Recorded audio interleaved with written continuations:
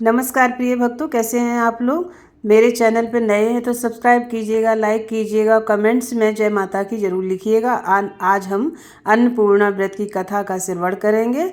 संपूर्ण जगत शिव शक्ति स्वरूप हैं, जो उसमें शिव विश्वेश्वर हैं और उनकी शक्ति पार्वती हैं। सृष्टि काल में पार्वती को लोग माया भी कहते हैं और पालन के समय वही अन्नपूर्णा नाम से विख्यात होती हैं। संहार काल में वही कालरात्रि, सृष्टि काल में पालन करने वाली अन्नपूर्णा का व्रत अन्न, धन और संतान को देने वाला है। अन्न, धन, ऐश्वर्य, आरोग्य एवं संतान की कामना करने वाले स्त्री पुरुषों को अन्नपूर्णा का व्रत अवश्य करना चाहिए। अन्नपूर्णा सबके भंडार करती हैं और इसमें कथा सुननी चाहिए, कथा सुननी भी चाहिए, दूसरों को सुनानी भी चाहिए। और ये माता का बहुत ही पवित्र अन्नपूर्णा माता के व्रत हैं ये। और ये अगहन मास की पंचमी से शुरू होता है और ये 16 दिन का व्रत होता है। कई लोग तो इसको 16 दिन व्रत करते हैं पूरा। और जब तक कथा किसी को सुना नहीं देते हैं, अगर कोई नहीं है सुनने वाला, तो आप दीपक को साक्षी मानकर इस कथा का श्रवण करें पहले, उसके बाद ही कुछ अन्न खाएं या मुंह में दाना डालें। तो जो लोग व्रत करते हैं वो तो फलाहार कर सकते हैं, लेकिन जो व्रत नहीं कर सकते वो इस कथा का श्रवण करें सुबह सुबह और उसके बाद में अन्न धन खाएं, जो भी खाना चाहें। तो चलिए आज सुनते हैं माता अन्नपूर्णा के व्रत की कथा। तो मेरे चैनल पे नए हैं तो सब्सक्राइब कर दीजिएगा, लाइक में ज़रूर अन्नपूर्णा माता लिखिएगा। तो चलिए सुनते हैं अन्नपूर्णा माता व्रत की कथा। काशी निवासी धनंजय की पत्नी का नाम सुलक्षणा था। उसे अन्य सब सुख प्राप्त थे, केवल निरंतरता ही उसके दुख का कारण थी। यह दुख उसे हर समय सताता रहता था। एक दिन सुलक्षणा पति से बोली, स्वामी आप कुछ उद्यम करो तो काम बने, इस प्रकार कब तक काम चलेगा। सुलक्षणा की बात धनंजय के मन में बैठ गई और वह उसी दिन विश्वनाथ शंकर को प्रसन्न करने के लिए पूजा में बैठ गया और कहने लगा, देवादिदेव विश्वेश्वर, मुझे पूजा पाठ कुछ आता नहीं है, केवल तुम्हारे भरोसे बैठा हूँ। इतनी विनती करके 2-3 दिन तक भूखा प्यासा बैठा रहा।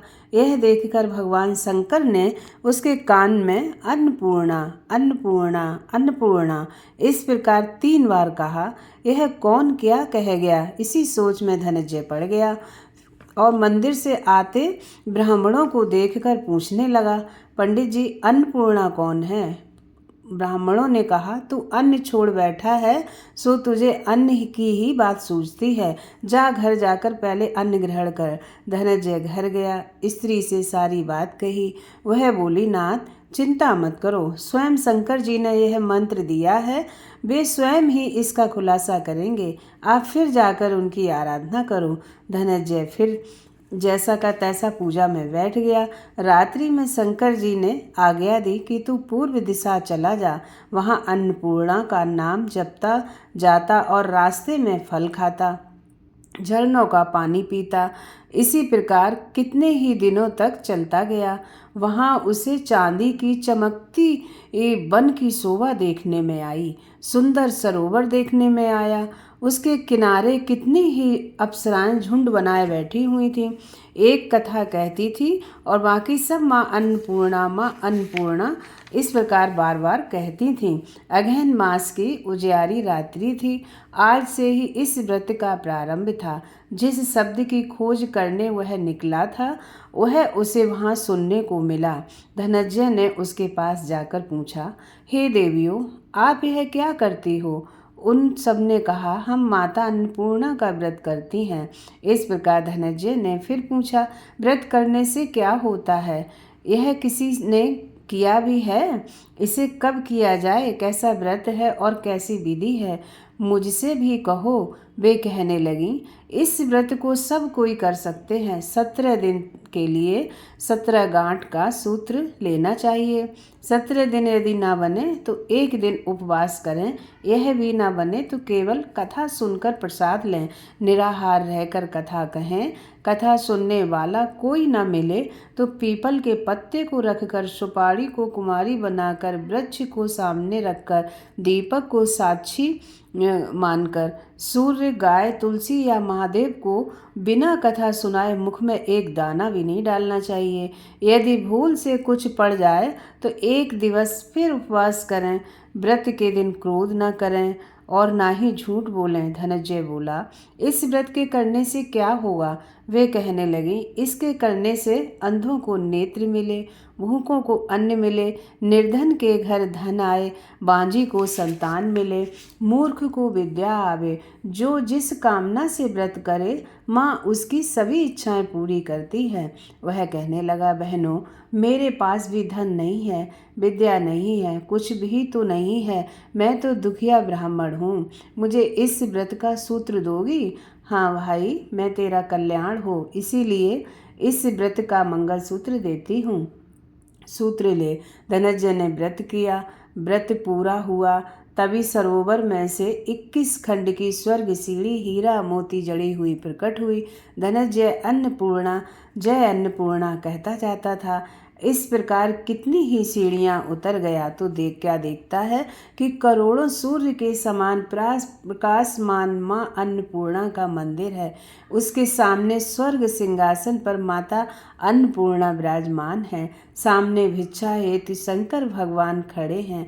देवांगनाएं चंबर डुलाते हैं। कितने ही हथियार बांधे पहरा दे रहे हैं। धनंजय दौड़कर जगदम्बा के चरणों में गिर गया। देवी उसके मन का क्लेश जान गई। धनंजय कहने लगा, माता, आप तो अंतर्यामी हो, आपकी अपनी दशा क्या बताऊं? माता बोली, तूने मेरा व्रत किया है, जा तेरा संसार सत्कार करेगा। माता ने धनंजय की जिह्वा पर बीज मंत्र लिख दिया। अब तो उसके रोम रोम में विद्या प्रकट हो गई। इतने में क्या देखता है कि वह काशी के मंदिर में खड़ा है। वहाँ माँ का वरदान ले धनंजय घर आया। सुलक्षणा से सब बात कही। माता जी की कृपा से उसके घर में संपत्ति उमड़ने लगी। छोटा सा घर बहुत बड़ा गिना जाने लगा। जैसे शहद के छत्ते से मक्खियाँ जमा होती, उसी प्रकार अनेक सगे संबंधी आकर उसकी बड़ाई करने लगे। कहने लगे, इतना धन, इतना बड़ा घर, सुंदर संतान नहीं हुई तो इस कमाई का कौन भोगेगा? सुलक्षणा की संतान नहीं है, इसीलिए तुम दूसरा विवाह करो। अनिच्छा होते हुए भी धनंजय को दूसरा विवाह करना पड़ा। सती सुलक्षणा को सौत का दुख उठाना पड़ा। इस प्रकार दिन बीतते गए। फिर अगहन मास आया। नए बंधन से बंधे पति को सुलक्षणा ने कहलवाया कि व्रत के प्रभाव से हम सुखी हुए हैं, इस कारण यह व्रत छोड़ना नहीं चाहिए। यह माता जी का ही प्रताप है जो हम इतने संपन्न और सुखी हैं। सुलक्षणा की बात सुनकर धनंजय उसके यहाँ आया और व्रत में बैठ गया। नई बहू को इस व्रत की खबर नहीं थी। वह धनंजय के आगे की राह देखती रही। इस दिन बीतते गए और व्रत पूर्ण होने में 3 दिवस बाकी थे। नई बहू को खबर पड़ी।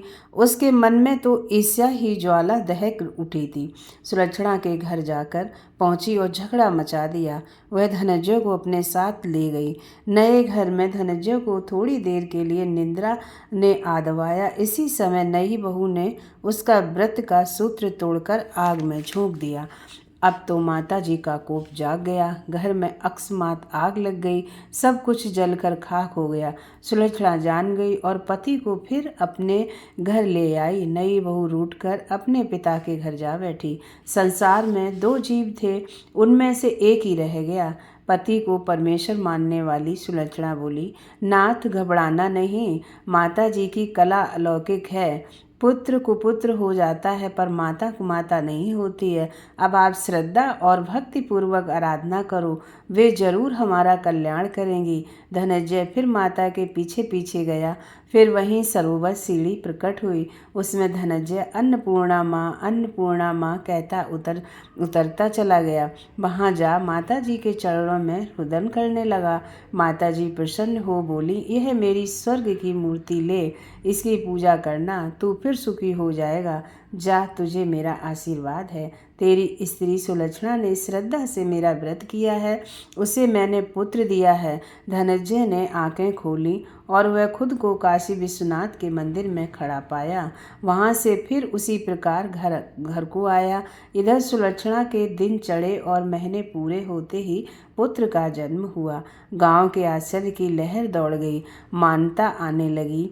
इसी प्रकार गांव के निसंतान सेठ के पुत्र होने उसने माता अन्नपूर्णा का सुंदर मंदिर बनवा दिया। उसमें माता जी की धूमधाम से पधारी, यज्ञ किया। धनंजय को मंदिर के आचार्य का पद दे दिया।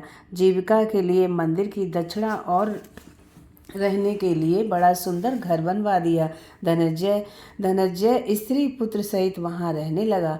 माता जी की चढ़ोतरी से भरपूर आमदनी होने लगी। उधर नई बहू के पिता के घर डाका पड़ा, सब लुट गया। वे भीख मांगकर पेट भरने लगे। सुलक्षणा ने यह सुना तो उन्हें बुलावा भेजा, अलग घर में रख दिया और उसके अन्य धन और वस्त्र का प्रबंध कर दिया। धनंजय, सुलक्षणा और उसका पुत्र माता जी की कृपा से आनंद करने लगे।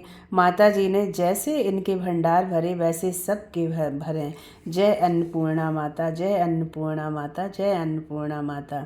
जाकी जैसी भावना ताको वैसा सिद्ध, हंसा मोती चुंगत है मुर्दा चाखत गिद्ध। सत्य भावना देव में सकल सिद्ध का मूल, बिना भाव भटकयो फिरे खोबे समय फिजूल। बोलिए माता अन्नपूर्णा की जय। श्री अन्नपूर्णा कथा समाप्त। तो भक्तों, इस कथा को जरूर श्रवण कीजिएगा और लोगों को सुनाइएगा। इन 16 दिनों में चलने वाले इस व्रत का आप आनंद लीजिएगा, माता को मनाइएगा और जय अन्नपूर्णा, जय अन्नपूर्णा माता।